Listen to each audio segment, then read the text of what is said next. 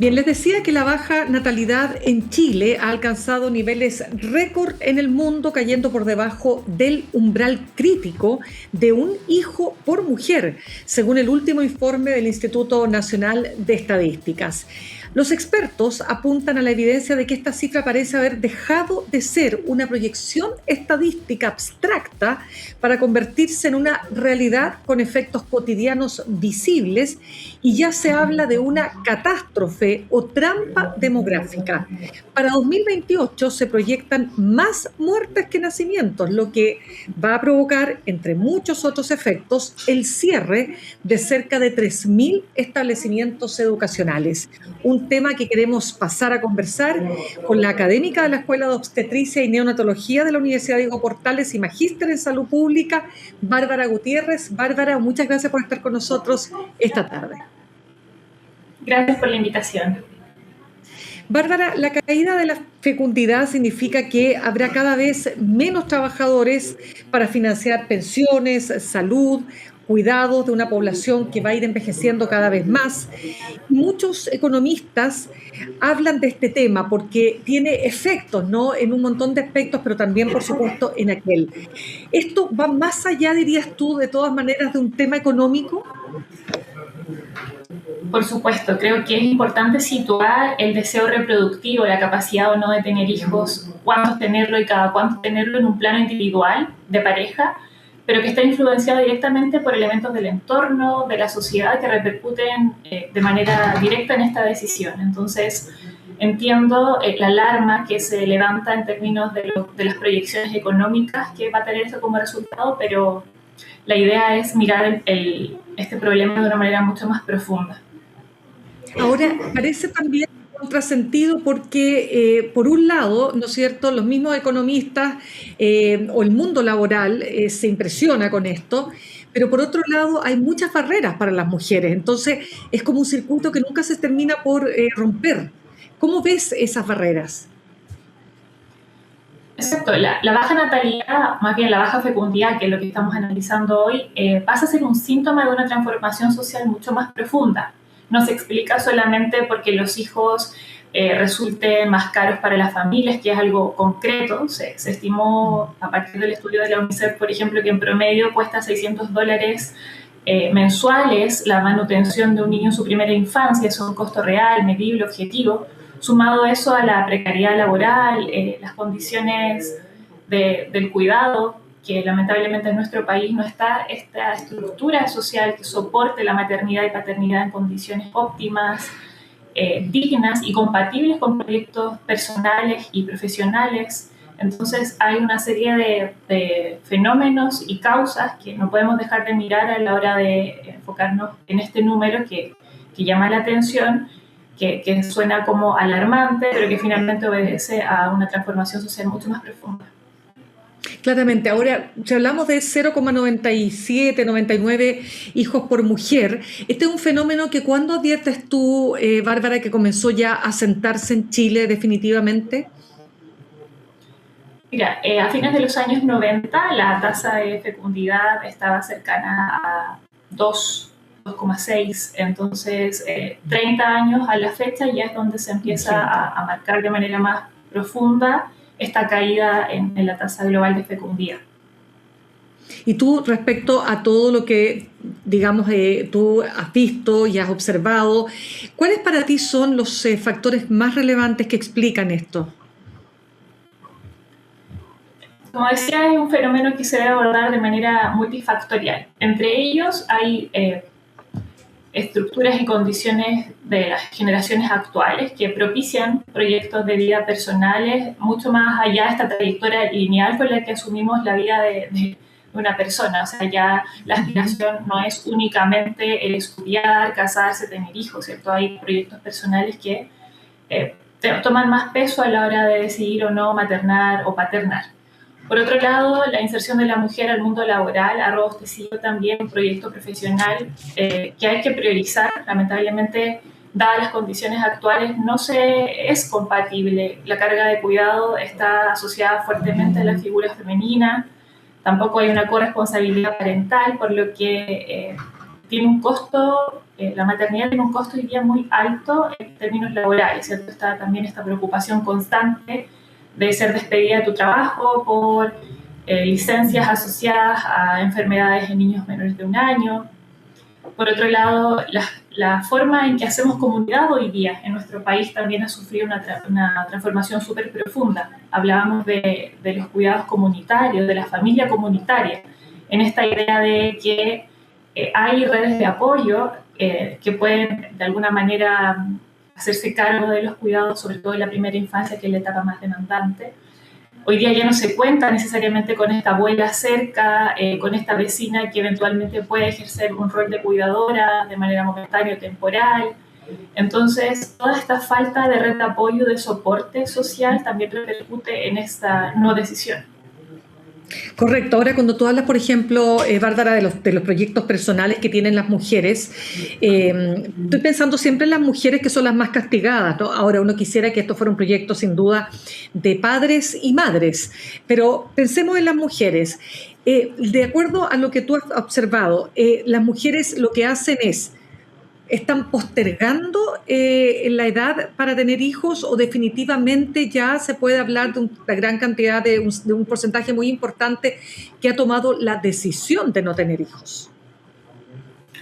Sí, yo creo que lo segundo hace más sentido, ¿ya? Teniendo en cuenta que es una decisión que se enmarca en los derechos sexuales y reproductivos, es una decisión que se toma de manera consciente, pero no es tan voluntaria si se quiere, ¿no? Porque está mermada fuertemente por estas condiciones estructurales precarias que no favorecen este deseo. Yo creo que la pregunta no está dirigida a si las mujeres desean o no tener hijos, sino cómo la sociedad está favoreciendo estas condiciones de maternidad y maternidad para que se ejerza de manera responsable y de manera también compatible, como decía, con los proyectos personales. Entonces, yo creo que el deseo está, eso no es cuestionable, entendiendo que hay, por supuesto, una variedad de escenarios también que son posibles en este proyecto personal y de pareja. Pero el deseo no es el que se cuestiona, sino las condiciones que propician o no ese deseo de maternar. Claro, y que tiene múltiples variables. Ahora, por ejemplo, si seguimos en el tema del plano laboral, ¿cómo ves la posibilidad de que pueda convertirse en ley el proyecto de sala cuna universal? ¿Es un aspecto que va a ayudar a que más mujeres puedan efectivamente atreverse a traer hijos al mundo, considerando que va a haber un poco más de apoyo, si tú quieres? Creo que es una medida que debería de una vez por todas, ¿cierto?, poder concretarse. Históricamente sabemos que se ha entendido el cuidado infantil como una responsabilidad principalmente femenina y la sala cuna universal de alguna u otra manera pasa a ser ya una ayuda o un soporte más estructural de Estado, en donde deja de privatizarse el rol de la mujer al interior de las familias, ¿cierto?, buscando este apoyo de manera más transversal y más seguro en un Estado que también a través de su comunidad y en contacto con los empleadores se hace cargo de este cuidado.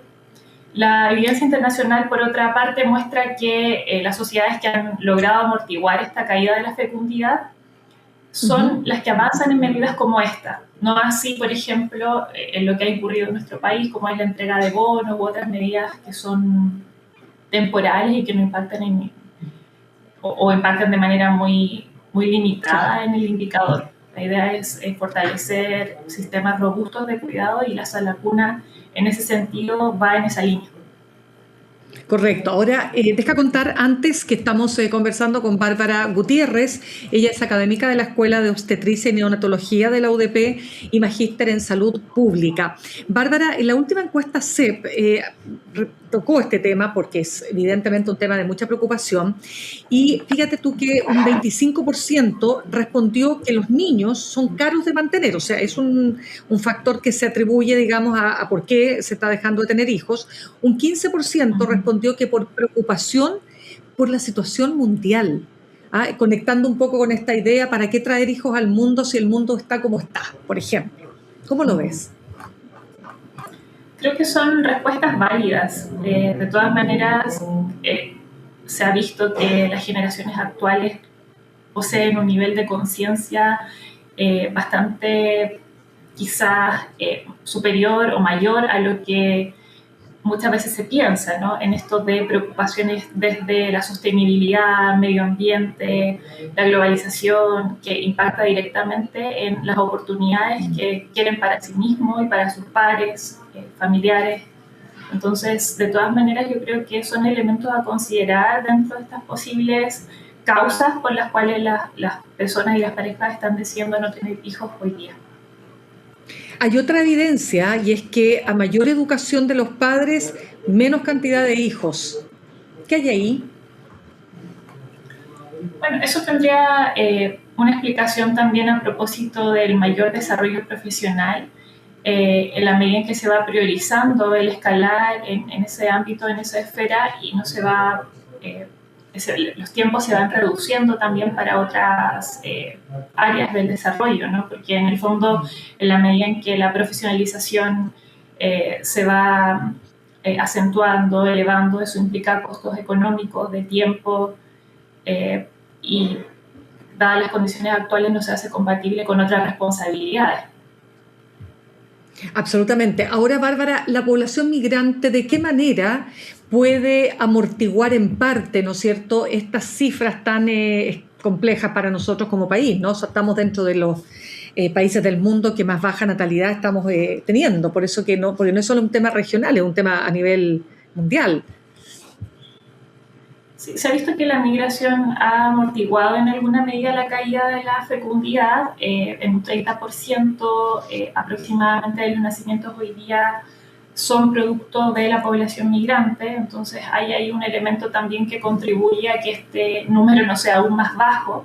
Sin embargo, también a propósito de experiencias internacionales se puede señalar que las tasas de fecundidad de las personas migrantes también tienden a converger progresivamente con las del país al que llegan. Entonces, esto tampoco sería un elemento que se pueda sostener en el largo plazo. Ya va a ser una tendencia que hay que, en el fondo, revisar, pero no es una proyección que se pueda sostener en el tiempo. ¿Y qué pasa con el efecto en la educación parvularia? ¿Ya se está notando la baja natalidad en ese segmento? Sí, hemos sabido de algunos cierres inclusive de maternidades en algunos hospitales públicos emblemáticos. El Hospital de la Foch, por ejemplo. Por ejemplo. Y con ello también, consecuentemente, ¿no? Sala Cuna, jardines infantiles han experimentado también alguna reducción en su matrícula. Y esto va a también tener una repercusión naturalmente en otras etapas del ciclo escolar, la enseñanza básica, la enseñanza media, porque el hecho del envejecimiento poblacional es algo concreto. O sea, ya no hablamos de una transición demográfica, es un cambio ya instalado, la población está envejeciendo. Y ahí eso nos lleva ineludiblemente a cuestionarnos si también estamos preparados para enfrentar los cuidados que significa la población adulta mayor en nuestro país. De todas maneras, porque eso va absolutamente de la mano. Ahora, el exministro de Salud, Jaime Mañalich, decía que se ve muy complejo un cambio en las tasas de natalidad y que Chile está destinado así, de frentón, de aquí al 2100 a la extinción. A ver, ¿qué se puede hacer? Ya quizás es una visión un poco apocalíptica, pero ¿qué se puede hacer? O sea, ¿qué políticas públicas adicionales a las que ya hemos comentado, como la Sala Cuna Universal, se deberían aplicar? ¿Qué nos dice la experiencia comparada para evitar este escenario, no?